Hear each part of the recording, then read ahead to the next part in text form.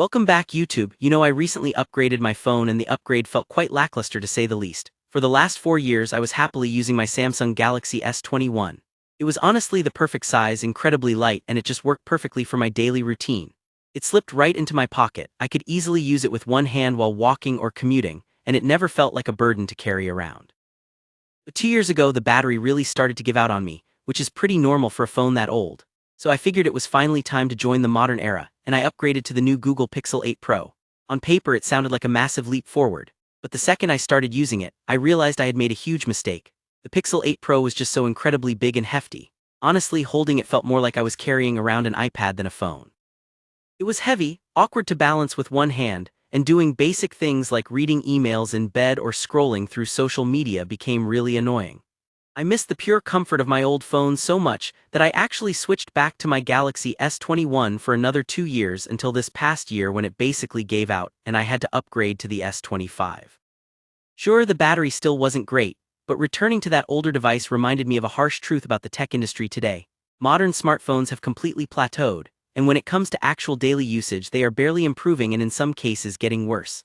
I know my personal story involves Androids, but let's shift gears and talk about iPhones, since that is what the vast majority of you are probably watching this video on.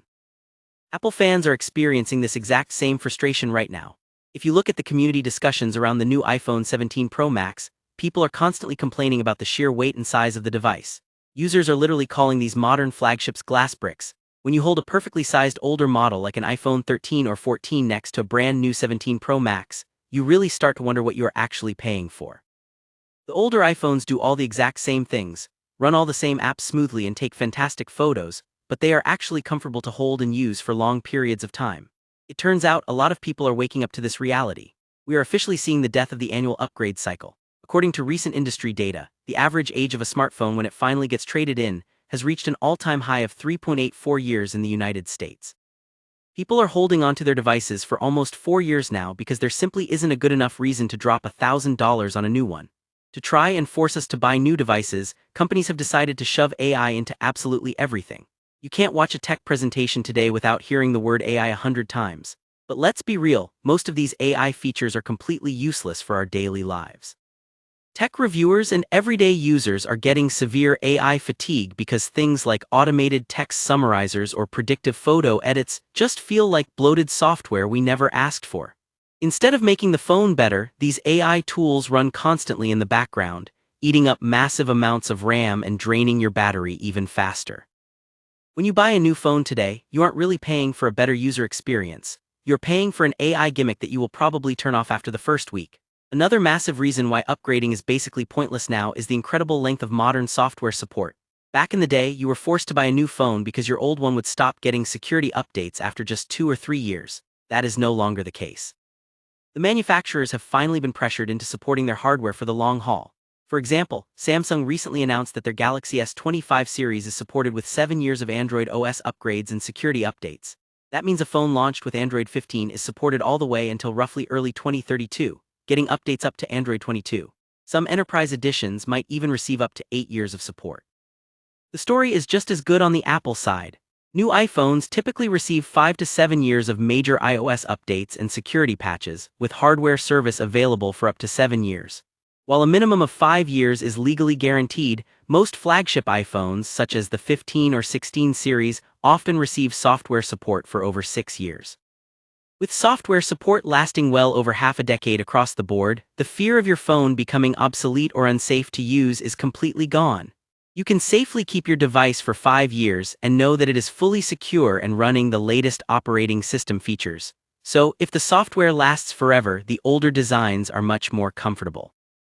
The older designs are much more comfortable to hold and the new AI features are just annoying bloatware. What is the actual bottleneck? Why do any of us feel forced to upgrade? The answer is simple: battery degradation. As I mentioned with my Galaxy S21, the battery is the only part of the phone that physically wears out over time. Modern smartphones use lithium-ion batteries, and because of how the chemistry inside them works, they naturally lose about 20% of their total capacity after 1,000 charging cycles. If you plug your phone in every night, you are going to hit that 1,000 cycle mark in just under 3 years. By year 4, your phone isn't holding a charge to get you through the afternoon.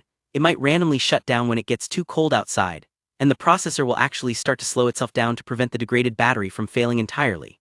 This is the only legitimate reason older phones start to feel slow and old. But instead of throwing away a perfectly good $1,000 computer just because the battery got tired, we really need to normalize battery replacements. Paying $80 to put a fresh battery into a comfortable, perfectly capable 4-year-old iPhone or Galaxy is by far the smartest tech decision you can make right now.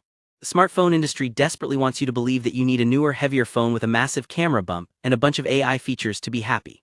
But the truth is, the best smartphone for you is probably the exact one you already have in your pocket or your purse. It fits your hand comfortably, it does everything you need it to do, and with a simple battery swap, it can easily last you another 3 or 4 years without missing a beat. If you have been feeling the exact same way about these massive new phones, let me know your thoughts down in the comments. Stay safe out there, and I will see you in the next video.